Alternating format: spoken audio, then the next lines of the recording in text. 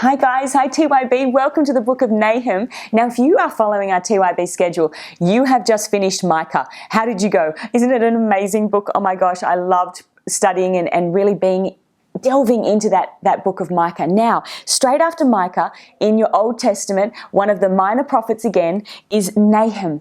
And we are going to really sit in this book of Nahum and just sit in this totally different message to Micah. Don't you love that all the different books, Amos is a book of judgment, and then you've got Isaiah and Jeremiah, all these books have a different and same element to God and the nature of God. You get to know God through these prophetic words. So don't shy away. Congratulations on studying these minor prophets and jump in. Okay, so who is this? Now, as you know with the prophetic books, we like them to say date, time, all of that sort of stuff. And fortunately, Nahum doesn't. He doesn't date his essay or his prophecy.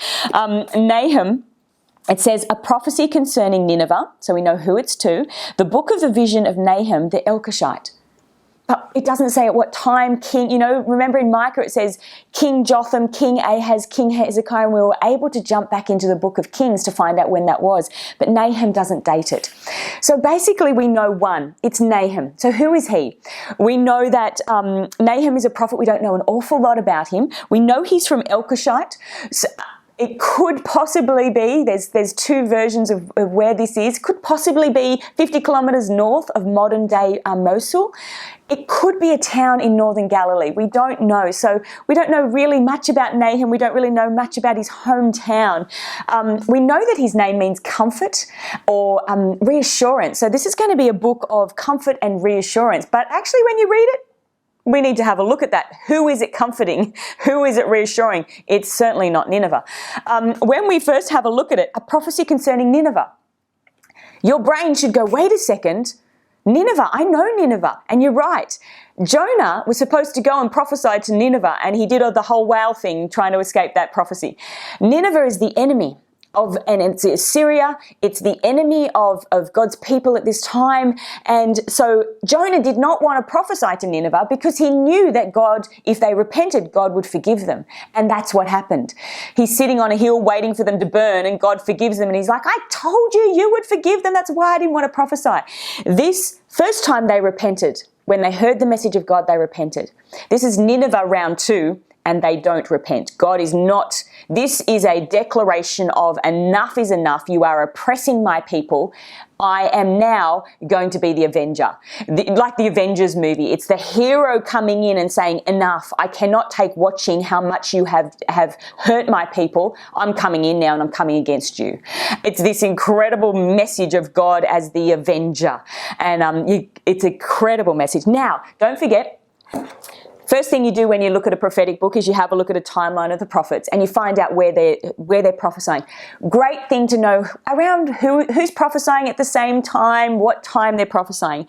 Now we were just in Micah back here. Nahum is further forward into the future, and Nahum is around the same time as Zephaniah, Jeremiah, Obadiah is a bit after Nahum, and we are, can you see here, northern Israel, the northern kingdoms of Israel are now in exile. They're gone. They're scattered. We are the kingdom of Judah. Only the 2 tribes of Judah are the remnant is still there, and Nahum is prophesying against the enemies of the kingdom. And can you go back to the beginning? So there's so much more. The prophecy concerning Nineveh, the book of the vision of Nahum, and then we're going to actually know from the timeline that he's prophesying to Judah. Okay, are you ready? What is he saying? I love hearing what the prophets are saying. Nineveh, Assyrian Empire, is strong at this time. So how do we date this letter? Again, he didn't give us a date. It's really hard to date the book of Nahum. We know that Assyria was strong, but Nineveh actually fell in 612 BC. So it has to be before 612 BC. This is actually prophesying what is about to happen in 612 BC. God is saying, I'm about to do this because you oppressing my people. There is a reference in here to the fall of Thebes, Thebes, modern day Karnak or Luxor, about 530 kilometers from Cairo, and that fell in about 663 BC. So again, there's a prophecy forward that this is about to happen. So we're around the mid 7th century BC. It's an oracle. What are you going to read? It's an oracle. What does that mean? Usually of judgment containing a burden of hardship. So Nahum has got this burden on his heart and a judgment against Nineveh. The prophecy focuses on the destruction of Assyria. We know this because they are oppressing Judah at this time and God is coming in. Are you okay with God being a vengeful God? Now let me have a read of this and then stir up some emotion and we'll have a chat about it. 1, 2. The Lord is a jealous and avenging God. The Lord takes vengeance and is filled with wrath. The Lord takes vengeance on his foes and vents his wrath against his enemies. The Lord is slow to anger but great in power. The Lord will not leave the guilty unpunished. His way is the whirlwind of the storm. Can you hear the imagery? TYB, you are going to be circling imagery like crazy. You're going to get cramps in your wrist. There's so much imagery in this book. But can you hear that God is an avenger? When stuff goes wrong, he doesn't sit back and go, oh, you're on your own, you're okay. No, he's a God that jumps in and rescues. He's a God that comes in and goes, that's enough. But we just had a look in Micah. And Micah has just prophesied to Judah to say they were in corruption. So he doesn't leave his people spoilt brats. The same message of justice to Judah now is justice to Nineveh. He is a God of justice across. Imagine if he just kept Judah in their corruption and started talking about the enemy. You'd think he was a bit of a corrupt God, but he's not. He's talking to Nineveh, he's addressing Nineveh in this stuff, but in Micah and in Amos and on all these other books, he addresses his own church, his own people. And I think sometimes in church today, we judgment on those outside. But, guys, when you point your finger one way, 3 are pointing back at you.